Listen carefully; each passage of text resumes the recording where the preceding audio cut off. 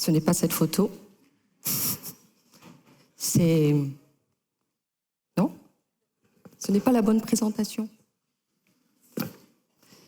C'est les joies du direct. Je vous assure que ça ne fait pas partie du speech, ça. Hein. Donc, merci, bonsoir à tous.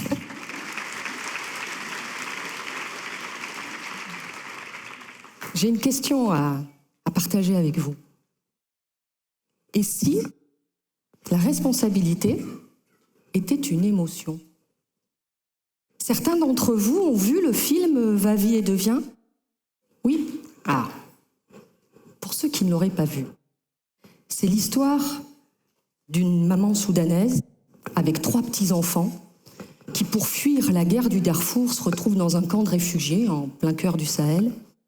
Les conditions de vie y sont bien sûr très très dures et 2 de ses petits-enfants décèdent.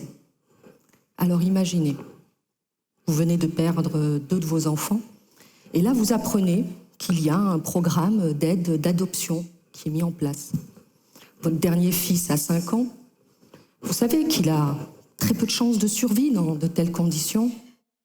Que faites-vous?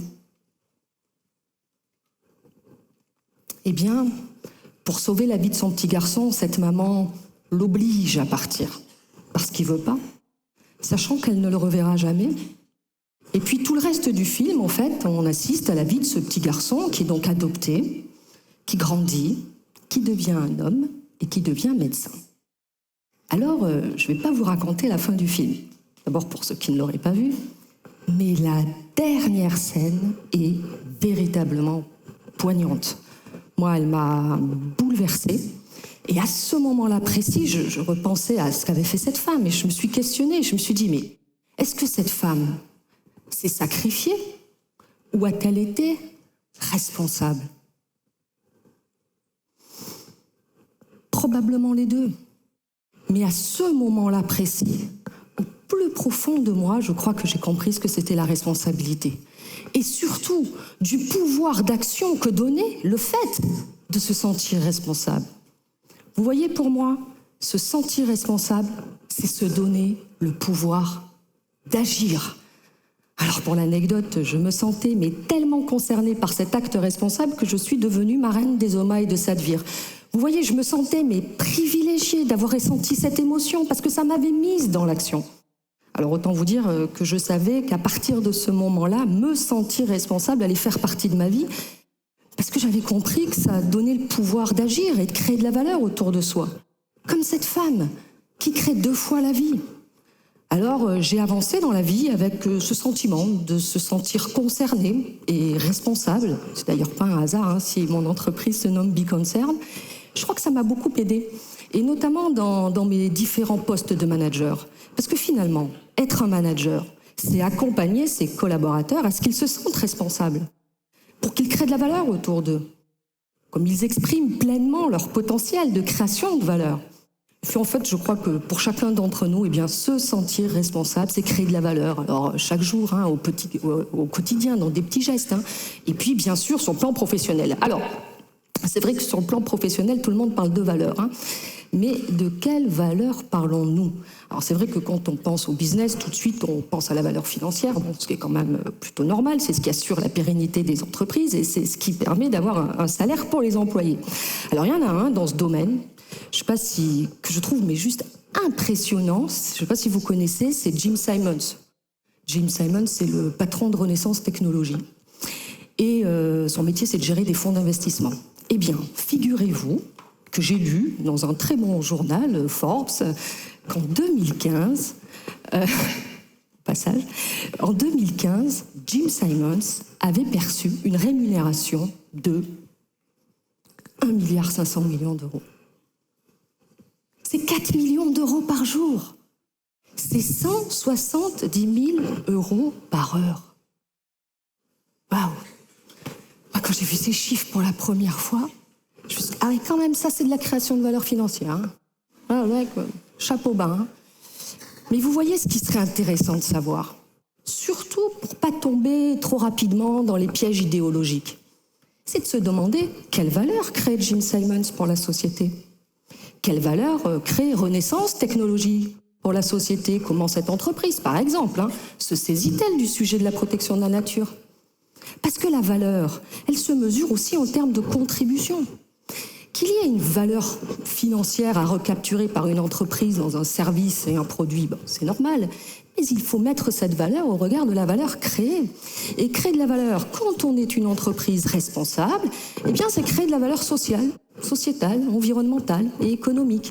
Et vous voyez, c'est l'ensemble de ces valeurs qui donnent du sens aux activités des entreprises. Alors après, quand on voit les choses sous cet angle, il ne faut donc pas être étonné que certaines personnes viennent interpeller les dirigeants justement sur leur capacité à créer de la valeur pour la société. Alors, je ne sais pas dans quel domaine d'activité vous travaillez, si on est déjà venu vous interpeller sur ces questions, mais moi, c'est sûr que pendant 26 ans dans l'industrie pharmaceutique, souvent on est venu m'interpeller sur le comportement socialement responsable de ces entreprises. Il y avait des gens même très très proches de moi qui me disaient « Mais Nathalie, comment fais-tu pour travailler dans des entreprises qui font du business sur la santé des gens ?» Alors c'est sûr que formulé comme ça, il fallait que j'argumente quand même. Mais je vais vous faire un aveu. Bien sûr qu'à un moment donné, je me suis questionnée dans ma vie de femme sur ma place dans une industrie comme celle de l'industrie pharmaceutique, au regard de toutes les critiques qui pouvaient lui être faites.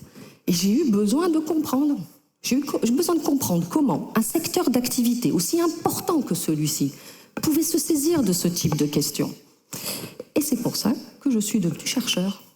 Et j'ai donc réalisé un doctorat sur la responsabilité sociale des entreprises du médicament. Vous savez, ce qu'on appelle communément la RSE. Et au-delà de vouloir comprendre ce que pouvait être la RSE dans ce secteur d'activité, ce que je voulais comprendre, c'était comment cette responsabilité sociale, finalement, elle pouvait émerger dans les entreprises. Comment elle pouvait concrètement se mettre en œuvre. C'est comme ça qu'avec mon ancienne entreprise, Janssen, j'ai pu travailler avec eux sur un processus d'intégration d'enjeux du développement durable au cœur du modèle d'affaires. Bon, alors je vais vous dire exactement ce que j'ai appris sur la RSE dans l'industrie pharmaceutique. C'est que d'abord, traiter cette question pour cette industrie, ce n'est mais alors vraiment pas chose simple. C'est une industrie singulière. Elle œuvre pour la santé. C'est-à-dire que la société attend d'elle qu'elle sauve des vies. On attend ça d'aucune autre industrie. Et en plus, quand elle découvre un médicament, il faut qu'elle se débrouille de le rendre disponible à tous les patients qui en ont besoin dans le monde entier. Vous voyez, il ne s'agit pas là d'aller choisir son petit segment de clients. Alors ce qu'il faut savoir, c'est que c'est justement parce que cette industrie, et on le voit bien, elle porte une mission d'utilité sociétale majeure, que les gouvernements et les États leur ont accordé la possibilité de déposer des brevets de la protection intellectuelle. Et c'est pour ça qu'en sciences sociales, nous, on considère que le brevet, finalement, c'est la base d'un contrat social implicite qui lie les entreprises avec la société. En somme, la société dit aux industriels, voilà, écoutez, on a besoin de vous pour découvrir des médicaments, donc on va vous protéger votre modèle d'innovation. On va protéger vos molécules pendant 20 ans, ce qui va vous permettre d'avoir un retour sur investissement. Mais en contrepartie de ce privilège qu'on vous fait, d'accord, ce qu'on attend de vous, c'est que vous investissiez dans la recherche pour découvrir des médicaments qui vont pallier des besoins médicaux non couverts, les pathologies orphelines et tropicales comprises, et puis que vous vous comportiez d'une manière socialement responsable. Alors, est-ce que ce contrat a toujours été respecté ? Bon, l'histoire montre à travers quelques scandales sanitaires que la réponse est plutôt non. Et c'est vrai que pour avoir bien étudié le secteur, il faut reconnaître qu'il y a eu une période de son histoire où les choix, on va dire, dans la recherche et l'orientation dans la recherche, elle était quand même davantage liée à une recherche de rentabilité court terme plutôt que d'engager de l'argent, notamment dans les pathologies tropicales qui ont longtemps été négligées. Puis c'est vrai que, on va dire que la problématique d'accès au traitement dans les pays à faible revenu a fait l'objet toujours de nombreuses tensions entre les gouvernements et les industriels. Souvenez-vous du célèbre procès de Pretoria sur l'accès aux trithérapies dans les pays du Sud. C'est un procès qui a énormément terni l'image de l'industrie pharmaceutique. Alors pour autant, est-ce que cette industrie, finalement, n'a pas su tirer les leçons de son passé ? Est-ce qu'elle n'a pas su remettre sa responsabilité sociétale au cœur de son modèle ? Eh bien, ma réponse est plutôt oui. Et en fait, ça s'est passé à partir des années 2000. C'est-à-dire, le procès de Pretoria, vraiment, a été révélateur pour ce secteur. Ils ont eu une vraie prise de conscience émotionnelle de leur rôle sociétal. Et les comportements ont commencé à changer à partir de là. Alors concrètement, comment ça se passe? En fait, l'industrie pharmaceutique se positionne en tant que partenaire, aux côtés des États et aux côtés des institutions, comme l'OMS. Et le mot de partenaire, il n'est pas anodin, il est important. Parce qu'il ne faut pas oublier une chose, c'est que la responsabilité, le droit, à la santé, il est sous la responsabilité des États. Et donc le monde du privé, comme les industriels, eh bien, ils y contribuent aux côtés des États pour pouvoir répondre à une utilité sociétale. Alors concrètement, comment elle fait? Eh bien, elle adapte son modèle d'affaires en fonction des situations financières et sanitaires locales. Donc ils vont faire des prix différentiels, ils vont faire des dons de médicaments, ils vont parfois même renoncer à leur brevet pour pouvoir laisser produire les médicaments à plus faible coût. Ils vont développer un grand nombre de services, comme de la formation médicale continue, à des professionnels de santé. Ils vont mettre des services pour assurer le bon usage du médicament, leur bonne délivrance, parfois même dans des coins très retranchés. Puis, parfois même, ils vont même participer à la construction des structures sanitaires pour assurer une délivrance des soins dans des conditions sanitaires les plus adaptées possibles. Et en fait, ce changement de comportement, il a été vraiment noté dès 2007 à travers une étude dont je vous ai mis les résultats en haut qui démontre qu'entre 2000 et 2005, eh bien, l'industrie pharmaceutique est venue en aide à près de 539 millions de personnes, soit les 2/3 de la population subsaharienne, pour 4,4 milliards de dollars investis. Et plus récemment, l'OMS publiait dans son rapport 2017 qu'aujourd'hui, 63% des personnes dites à risque de pathologie tropicale, bénéficient aujourd'hui d'un traitement. C'est un record, ça n'avait jamais été fait. Donc il y a vraiment une prise de conscience du secteur avec une bonne mise en route. Et je vous ai mis la petite photo aussi d'Access to Medicine. Access Medicine, pour ceux qui sont intéressés, c'est intéressant d'aller voir leur site. C'est une fondation qui, à partir des années 2000, a été créée pour justement surveiller, contrôler, puis aussi aider le secteur de cette industrie pharmaceutique à se saisir de son rôle sociétal sur toutes ces questions. Donc elle regarde les niveaux d'engagement dans la recherche, etc. et tous les services qu'elle déploie. Et le dernier rapport relate d'une amélioration du secteur sur ces sujets qui continuait à maturer. Bon, alors les choses soient claires, je ne suis pas en train de vous faire l'apologie de l'industrie pharmaceutique, mais c'est vrai que c'est une industrie qui est quand même très fortement critiquée, et que quand les choses sont faites, il faut le dire aussi, voyez ? Alors, ce qui ne veut pas dire que, comme dans d'autres secteurs d'activité, elle ne doit pas continuer à s'améliorer sur d'autres volets de sa responsabilité sociale, notamment le volet environnemental, parce que c'est vrai qu'on a envie de dire, bon, alors à quand les blisters végétaux ? Alors, c'est pas si simple que ça, parce qu'il faut quand même stabiliser les molécules, c'est pas si évident. Et puis, on a envie évidemment de parler des ruptures de stock qu'on a tous vécues cet été. Alors là, je vais vous dire un truc, tout le monde sait ce qu'il faut faire. Voilà. Après, on va voir si l'entente entre le gouvernement et les industriels va marcher. Il faut relocaliser une partie de la production en Europe ou en France. Voilà, tout le monde sait ce qu'il faut faire. Et sur le volet social, c'est vrai qu'il y a beaucoup de choses qui sont faites pour les collaborateurs. Mais si vous me dites, bon alors, c'est quoi l'écart de salaire entre les grands patrons de la pharma et puis la moyenne des salariés ? Je ne peux même pas vous donner de chiffres parce que de toute façon, ce n'est pas transparent. Voyez. Donc, on voit bien qu'il y a encore beaucoup de choses à progresser, mais je dirais un peu comme dans d'autres secteurs d'activité.